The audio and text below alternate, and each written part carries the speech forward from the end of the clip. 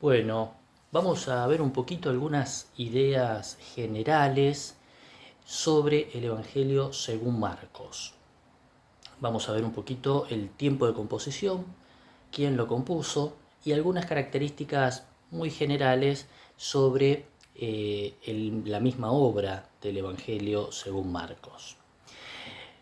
¿Cuándo se compuso este Evangelio? Bueno, lo primero que tenemos que saber es que tenemos que sacarnos la idea de que un Evangelio es una obra escrita mientras Jesús va actuando. Digamos, no había un escriba o un discípulo que iba anotando lo que sucedía con Jesús, los milagros que hacía o las palabras que decía.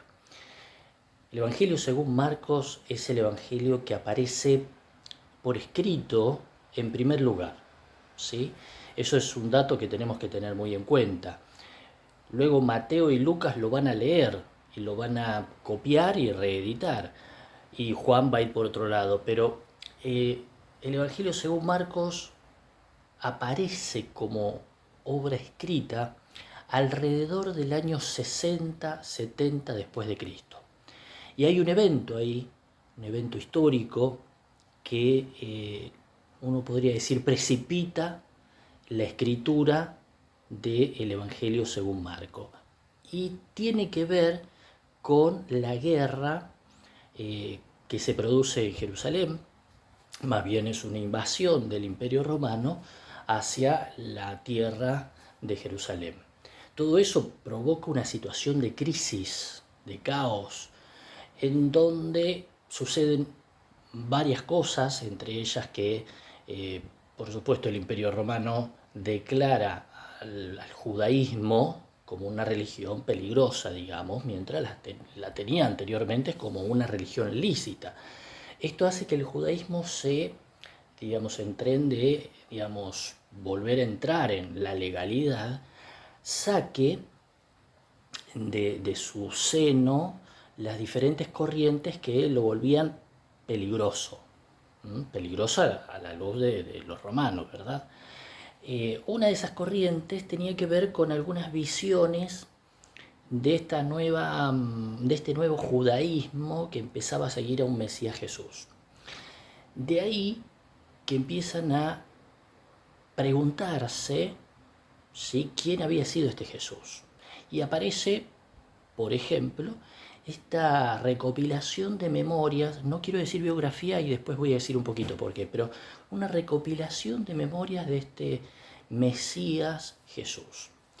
Se unifican en una escritura, en un compendio, digamos, y aparece esta primera obra literaria que podemos llamar el Evangelio según Marcos. Es decir, que aparece en una época de una profunda crisis, ¿sí?, de mucha violencia, de mucho, bueno, es una guerra, de mucha traición. Ahí aparecen relatos dentro del Evangelio según Marcos que nos muestran, nos recuerdan esa preocupación por la traición, por la delación, ¿no?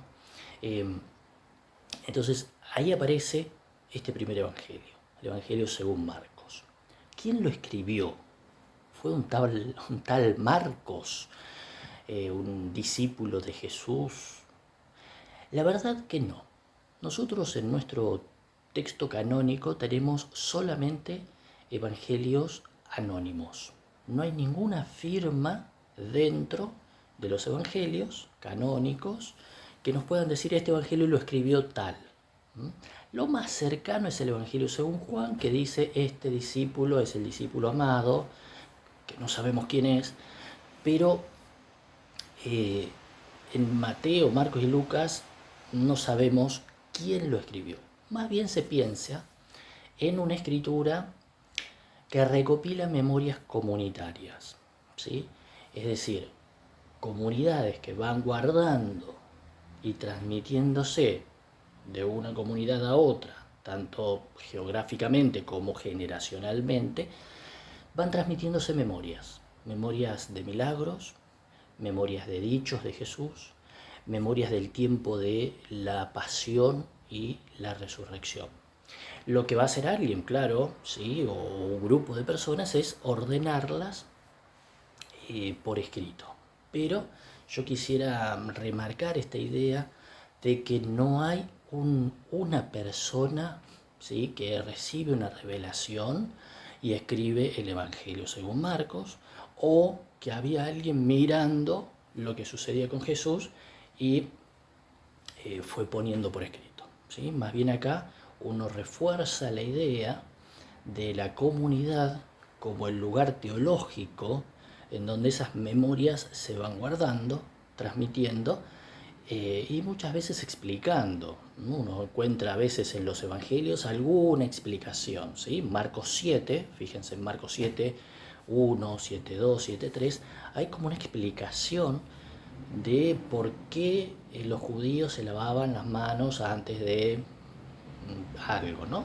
Entonces, esa explicación muy posiblemente no la hizo Jesús, ¿sí? En nuestras Biblias a veces aparece entre corchetes, entre paréntesis también, y eso es una explicación de la comunidad posterior que necesita, digamos, decir qué significaba eso, porque pareciera ser que en los tiempos en que se pone por escrito esa memoria ya no tiene sentido, ya no se sabe por qué sucedía eso. Entonces, dentro de estas memorias, sobre todo en el Evangelio de Marcos, hay quienes dicen, y esto resulta bien notable, que tienen que haber habido mujeres que guardaron esas memorias. ¿Por qué? Porque hay algunos relatos, por ejemplo Marcos 5. Marcos 5 se habla de la mujer con hemorragia, ¿sí?, con flujo de sangre, más que hemorragia dice flujo de sangre. Y uno dice, ¿qué era eso? ¿Y cómo es que esa historia de la mujer con flujo de sangre durante tanto tiempo que no se pudo curar, que fue a médicos y no la curaron, antes le iba peor, ¿quiénes se contaron esa historia? No es algo que el flujo de sangre se cuente de mujeres a varones, y mucho menos en esa época. De modo que ahí uno se sospecha que tiene que haber habido grupos de mujeres que supieron qué le pasaba a esa mujer y lo trasladaron en memorias. Igualmente en Marcos 7, con la mujer sirofenicia, ¿sí?, este relato tan duro para los que, digamos, creemos en Jesús, y aparece un Jesús discutiendo con una mujer por la curación de una hija. Uno dice, esto, ¿quién lo guardó? Muy posiblemente haya habido ahí algunas mujeres que guardaron esta historia. Entonces, si tenemos que hablar de autores, tenemos que hablar de autores, ¿sí?, como una comunidad autora de este Evangelio según Marcos. Algo similar sucede con Mateo y con Lucas, ¿no? En Lucas es más explícita la mención de una persona que escribe, pero igualmente está recopilando historias comunitarias. Entonces dijimos, la época, autor, los autores se van a poner siglos después, ¿sí?, cuando se empieza a necesitar, digamos, pensar en darle títulos. Ustedes piensen que muchas de las obras antiguas no tenían títulos, ¿sí? Eran lo de los títulos en la obra, es algo que aparece posteriormente, no en el siglo I precisamente, digo, las obras bíblicas como otras también, ¿no? Entonces, esos nombres se ponen tiempo después, ¿sí? Se busca 4 personas que pueden haber sido o que se les quiere dar ese título como autoría. Algo de la obra literaria.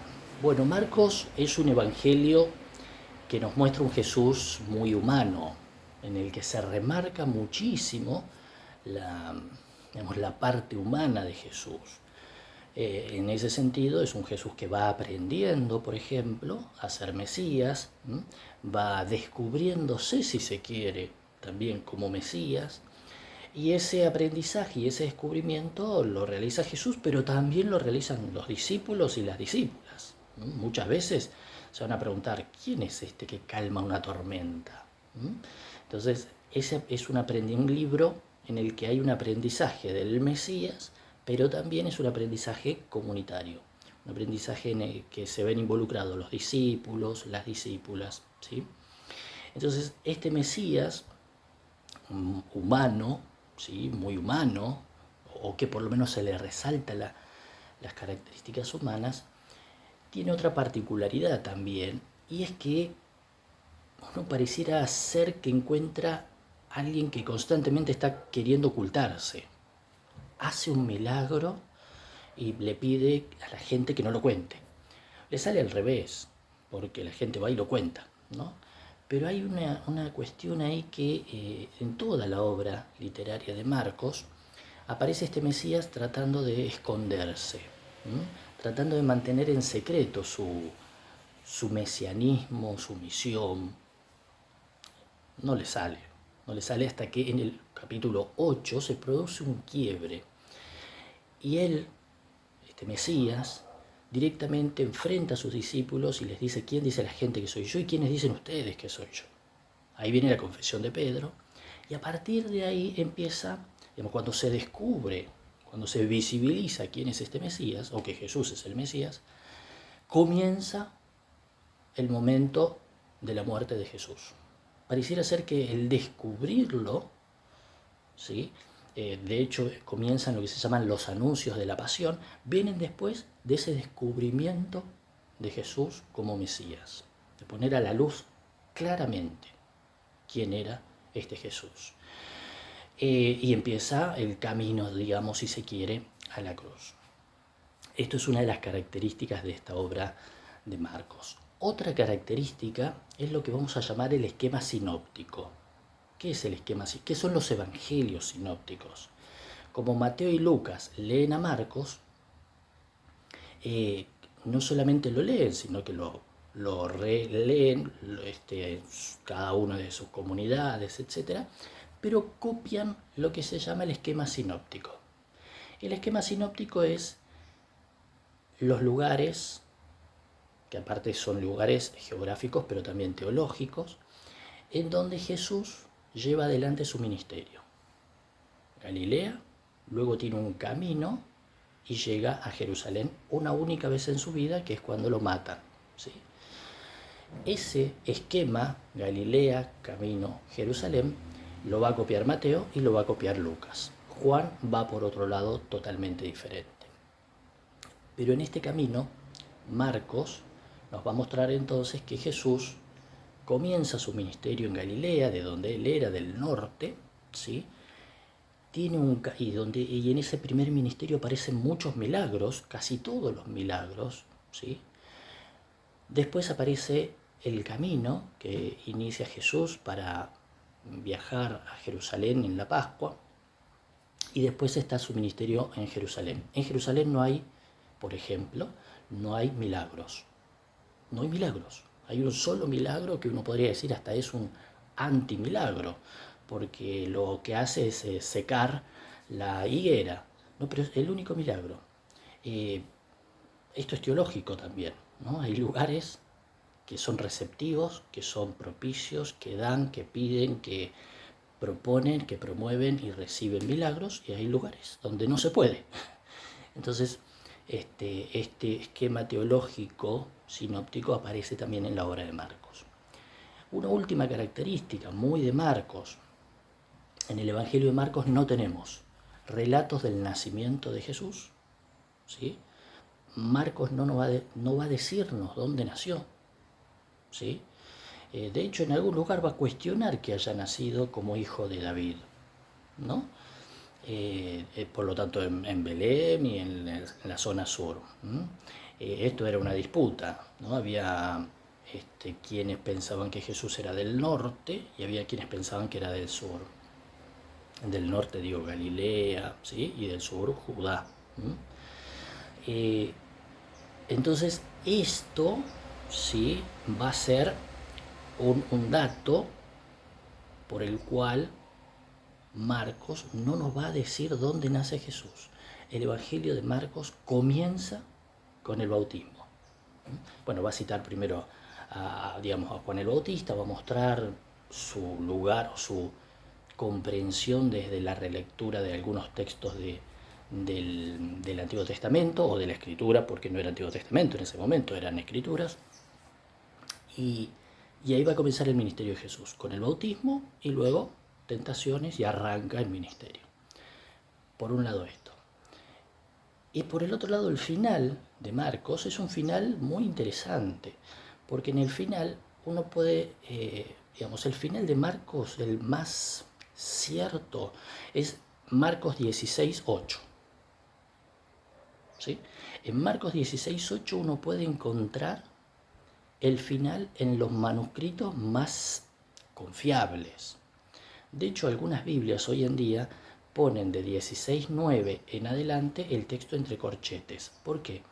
Porque ese texto no aparece, de 16:9 en adelante, no aparece en los mejores manuscritos y aparecen diferentes textos. ¿Sí? El que traen nuestras Biblias es uno de los textos que recopila los finales de Mateo, los finales de Lucas o de Juan.